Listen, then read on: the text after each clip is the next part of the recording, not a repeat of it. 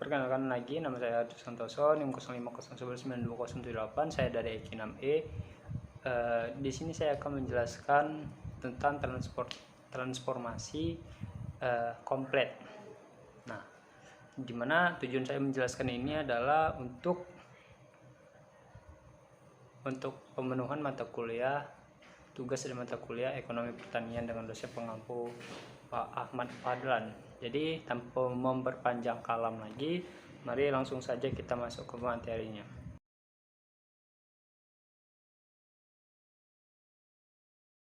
Oke, sebelum kita tahu apa itu komplit, kita akan menjelaskan dari awal dulu bagaimana transformasinya menuju komplit.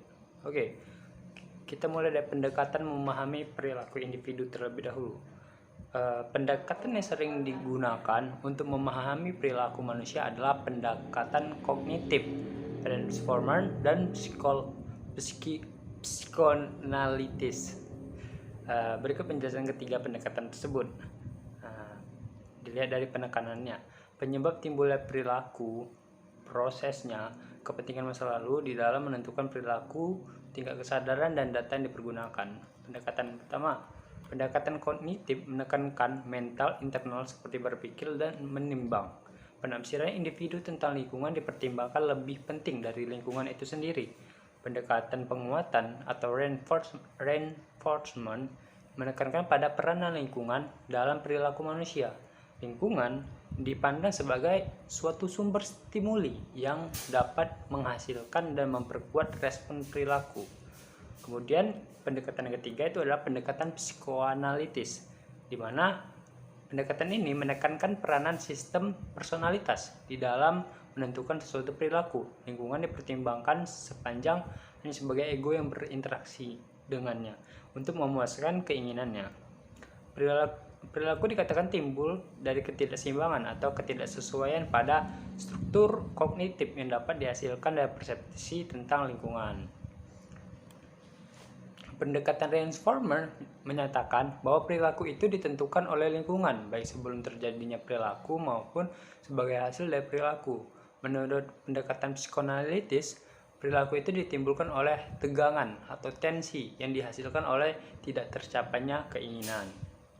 Kemudian prosesnya, pendekatan kognitif menyatakan bahwa kognisi atau pengetahuan dan pengalaman adalah proses mental yang saling menyempurnakan dengan struktur kognisi yang ada dan akibat ketidaksesuaian atau inkonsistensi dalam struktur menghasilkan perilaku yang dapat mengurangi ketidaksesuaian tersebut. Kemudian proses dari pendekatan reinforcement, lingkungan yang beraksi dalam diri individu mengundang respon yang ditentukan oleh sejarah. Sifat dari reaksi lingkungan pada respon tersebut menentukan kecenderungan perilaku masa mendatang. Dalam pendekatan psikoanalitis, keinginan dan harapan dihasilkan kemudian diproses oleh ego di bawah pengamatan superego. Wow, superego. Kepentingan masa lalu dalam menentukan perilaku. Ternyata kepentingan di masa lalu itu bisa menentukan perilaku kita di masa sekarang. Dalam pendekatan kognitif tidak memperhitungkan masa lalu, ahistorik. Pengalaman masa lalu hanya menentukan pada struktur kognitif, dan perilaku adalah suatu fungsi dari pernyataan masa sekarang dari sistem kognitif seseorang tanpa memperhatikan proses masuknya dalam sistem. Kemudian kalau teori reinforcement tadi bersifat historik, suatu respon seseorang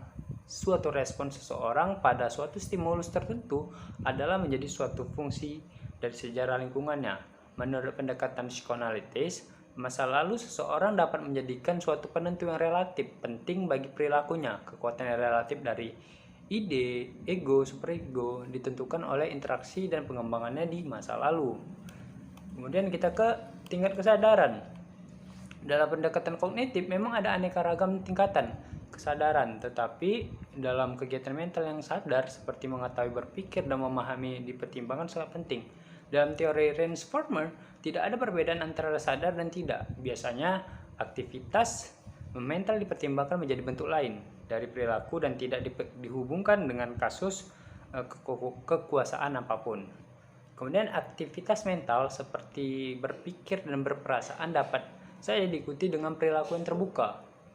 Tetapi bukan berarti bahwa berpikir dan berperasaan dapat menyebabkan terjadi perilaku terbuka. Pendekatan psikoanalitis hampir sebagian besar aktivitas mental adalah tidak sadar. Aktivitas tidak sadar dari ide dan superego secara luas menentukan perilaku. Kemudian kita ke data. Dalam pendekatan kognitif, data atas sikap, nilai, pengertian, dan pengharapan pada dasarnya dikumpulkan lewat survei dan kuesioner. Pendekatan responden mengukur stimulus lingkungan dan respon materi atau fisik yang dapat diamati lewat observasi langsung atau dengan pertolongan sarana teknologi. Pendekatan psikoanalitis menggunakan data, ekspresi, dan keinginan, harapan, dan bukti penekanan dari blocking dari keinginan tersebut. Level analisa mimpi, asosiasi bebas, teknik proyektif, dan hipnotis. Nah, apabila transformasi individu secara karakter building telah berhasil, secara otomatis seseorang ini akan menjadi komplit. Nah, yang seperti kita bicarakan di awal tadi, di mana komplit itu sendiri adalah singkatan dari communication.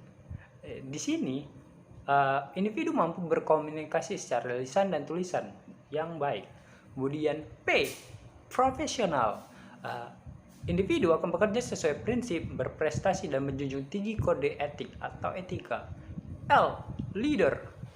Individu akan adaptif, tanggap terhadap lingkungan, proaktif, motivator, dan mampu bekerja sama. Kemudian ada E pertama, entrepreneurship. Individu memiliki etos kerja yang tinggi, keterampilan berwirausaha, inovatif, dan mandiri. T, thinker. Individu akan berpikir kritis, belajar sepanjang hayat, dan menjadi peneliti. Kedua atau yang terakhir adalah edukator. Seorang individu mampu menjadi agent of change atau pendobrak. Nah, itu tadi adalah transformasi seorang individu menjadi komplit. Jadi, semoga penjelasan saya dapat dimengerti. Terima kasih.